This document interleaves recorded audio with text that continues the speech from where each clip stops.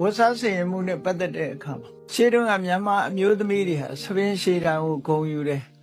ဒီနေ့တော့စန္ဒိုခုတ်ဝဲနော်စန္ဒိုပြီးတော့ခုတ်ကိုဝဲနေမှာအခုခုတ်ပေါ်တော့သိမဝဲကြတော့ဒီလိုပြောင်းလဲလာတဲ့အနေအထားတွေရှိတယ်ပေါ့မြန်မာတွေရဲ့ဝတ်စားဆင်ရင်မှုယောက်ျားတွေဆိုတောင်ရှည်ပစိုးကနေပြီးတော့အခုအတူတောင်တူပစိုးပေါ့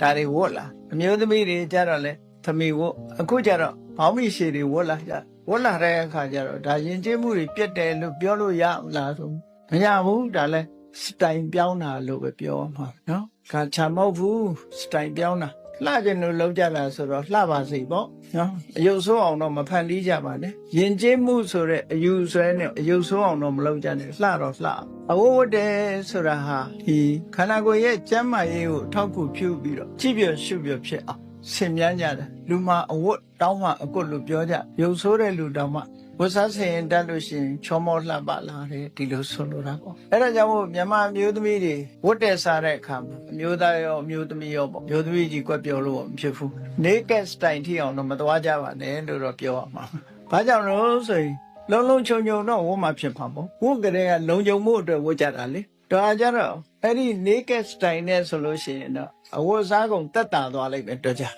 အတိပ္ပယ်ကဘာလို့ဆိုရင်ကာမဂုဏ်အာယုန်စိတ်တွေကိုနှိုးဆွတယ်လို့ဖြစ်တဲ့အဝတ်အစားမျိုးတော့မိုးတယ်ဘူး